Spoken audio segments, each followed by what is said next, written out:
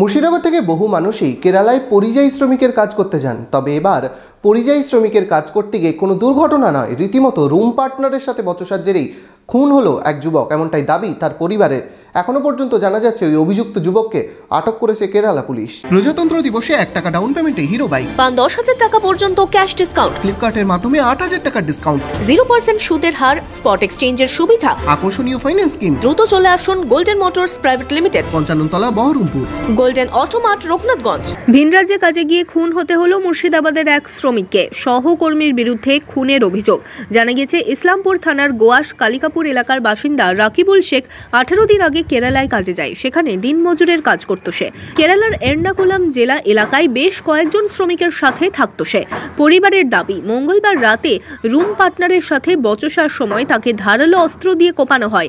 হাসপাতালে নিয়ে যাওয়া হলে চিকিৎসকেরা মৃত বলে ঘোষণা করেন। 18 দিন আগে কাজে গিয়েছিল। আপনি কি শুনলেন ওখান থেকে?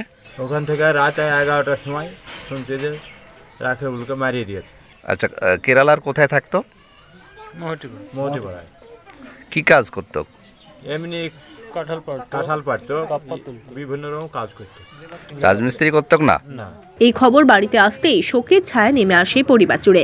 এই ঘটনায় অভিযুক্তের শাস্তির দাবি তুলেছে পরিবার।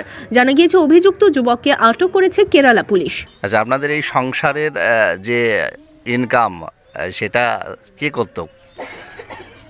একমাত্র ইনকাম করতো না, আমার জমি জায়গা কিছু নাই, গরিব ইনকাম করতো, বাড়িতে দিত, যে মেরে ফেলেছে তার কি চাইছেন আপনারা?